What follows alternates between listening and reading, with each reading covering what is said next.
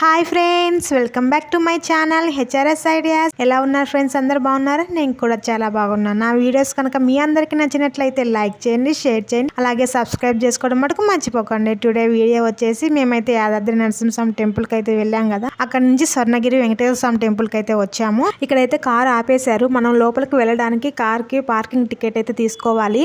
ఇక్కడ నుంచి వీడియో అయితే తీస్తున్నాను. బయట చూడటానికి బాగుంది కదా అని వీడియో అయితే తీస్తున్నాను. బయట నుంచే చాలా బాగుంది, లోపల చూస్తే ఇంకా ఎంత బాగుంటుందని, ఎంత ఎగ్జైటింగ్ గా ఉందో లోపల ఎప్పుడెప్పుడు చూడాలా అని. కానీ ఇక్కడ కూడా లోపలికి మొబైల్స్ అయితే అలౌ లేదు.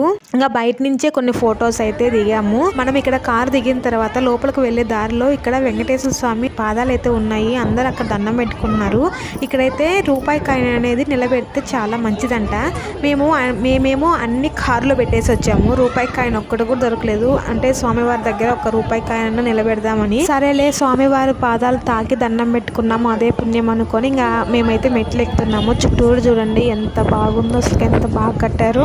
ఇంకా లోపల ఎలా ఉంటుందో ఒకసారి చూడాలి. కానీ ఇక్కడ నుంచి మెట్లు ఎక్కేంత వరకే మొబైల్స్ మన దగ్గర ఉంటాయి. పైకి వెళ్ళిన తర్వాత మొబైల్స్ని మనము అక్కడ లాకర్లో అయితే పెట్టేయాలంట. చుట్టూ అయితే కొంచెం బాగుంది కదా అని వీడియో తీసుకుంటూ వస్తున్నాను. మామయ్య, బావ, పిల్లలు అయితే ముందెళ్తున్నారు. నేను చిన్నత్త అయితే నిదానంగా వస్తున్నాము. వీళ్ళైతే ఆగమన్నా ఆగరు, ముందెళ్ళిపోయే పనిలోనే ఉంటారు. ఇంకా మేమైతే చిన్నగా నిదానంగా అన్నీ చూసుకుంటూ అత్తయ్య నేను ఫొటోస్ అయితే దిగుతూ వస్తున్నాము. ఇంకా టెంపుల్కి అయితే వచ్చాము. ఇంకా దర్శనం చేసుకొని బయటకు వచ్చిన తర్వాత అనమాట, బయటకు వచ్చిన తర్వాత మొబైల్స్ అయితే మా బావ తీసుకొచ్చారు. ఇక్కడైతే వీడియో తీసుకుంటున్నాము ఇక్కడంతా.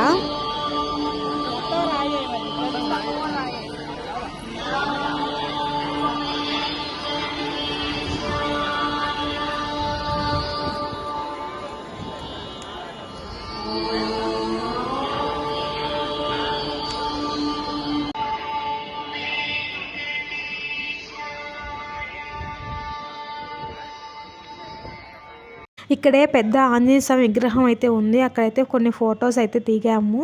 ఇంకా దిగిన తర్వాత మళ్ళీ లోపలికి అయితే వెళ్తున్నాము. ఇంకా చూడవలసింది చాలా ఉంది. అసలు లోపలంతా ఇంకా చాలా బాగుంది. అప్పటి వరకు ఇంకా లోపల ఇంత ఉందా అని నాకు తెలియదు.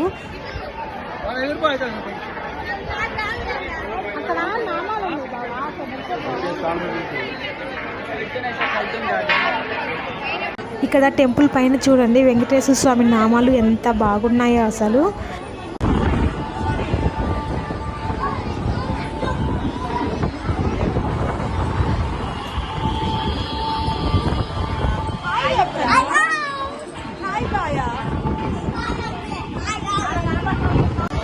ఇక్కడ కోనేరులో ఉన్న స్వామిని జలనారాయణుడు అంటారంట.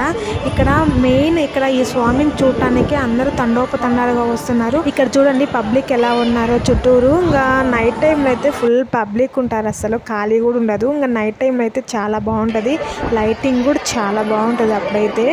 ఇప్పుడు చూడవలసిన టెంపుల్లో నాకు తెలిసి స్వర్ణగిరి టెంపుల్ ఒకటి చాలా అంటే చాలా బాగుంటుంది. ఫస్ట్ టైం చూసినా కానీ ఇంకొకసారి రావాలి అనిపిస్తుంది అనమాట స్వర్ణగిరి టెంపుల్ వచ్చినప్పుడైతే. సో నాకైతే చాలా బాగా నచ్చింది. ఇక్కడ చూడండి కోనేరులో కొంతమంది కాయిన్స్ కూడా వేస్తున్నారు.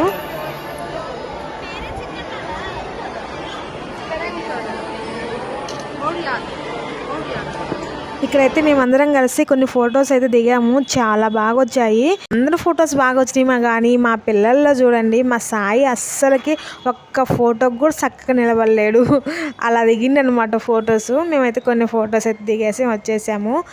ఇక్కడ మనం బయటకు వెళ్ళే దారిలో అయితే మనం తీసుకొచ్చిన కొబ్బరికాయలు ఇక్కడే కొట్టేసి స్వామివారికి దండం పెట్టుకొని రావడమే. చూడండి చుట్టూరు ఎంత బాగుందో అసలు. తెలంగాణలో కల్లా అతిపెద్ద టెంపుల్ ఏది అంటే స్వర్ణగిరి వెంకటేశ్వర స్వామి టెంపుల్ అనే చెప్తారు. అంత బాగుందనమాట.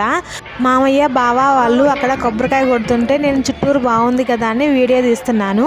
వీడియో తీస్తుంటే అత్తుండి వాళ్ళు అక్కడ కొబ్బరికాయ కొట్టి తీర్థం ఇస్తున్నారు. నువ్వు పోయి తీర్థం తీసుకోపో, వీడియో తర్వాత తీద్దు అని అంటుంది.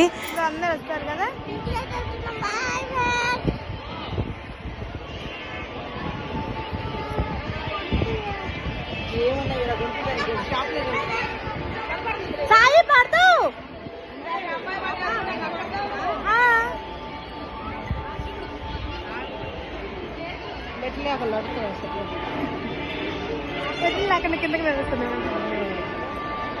అంటే స్టెప్స్ లేవు, మామూలు నడుచుకుంటే పోతాం. ఇంటికైతే వెళ్ళిపోతున్నాం. నెక్స్ట్ వీడియో కంటిన్యూ అవుతుంది. అక్కడ ఒకటి ఇక్కడ ఒకటి 2 వీడియోలు వస్తాయి, తప్పకుండా చూడండి. Bye bye. మేము టెంపుల్ నుంచి బయటకు వచ్చేసరికి 3:30 అయింది. అక్కడి నుంచి ఇంకా బయలుదేరి మేము ఒక హోటల్ దగ్గర అయితే ఆగాము, రాఘవేంద్ర హోటల్ దగ్గర. అంటే ఏమన్నా తిందామని ఆగాము, కానీ ఇప్పుడు రైస్ ఏం తిందాంలే అని టిఫిన్ అయితే చేసాము. ఫస్ట్ పరోటా అనుకున్నాం, కానీ పరోటా చేసేందుకు లేట్ అయిద్ది అన్నారు. కానీ మా సాయి అయితే అదే పట్టుకున్నాడు, నాకు పరోటానే కావాలి ఇంకేం వద్దన్నాడు. వాళ్ళేమో లేట్ అవుద్దన్నారు, అందుకని మేము పూరి తీసుకున్నాము. నాకు పూరి వద్దు, పరోటానే కావాలి. చాలాసేపు అలాగే కూర్చున్నాడు, నాకు పరోటానే కావాలి పూరి వద్దని. ఇంకా బతిలాడంగా సరే పూరి తీసుకున్నాడు. అబ్బా చాలా ఇసుకిచ్చాడు, చాలా కోపం వచ్చింది ఇంకోసారి తీసుకురాకూడదు అని. కాకపోతే పిల్లలు కదా అంతే అల్లరి చేస్తారని ఇంకా సైలెంట్గా ఉన్నాడు.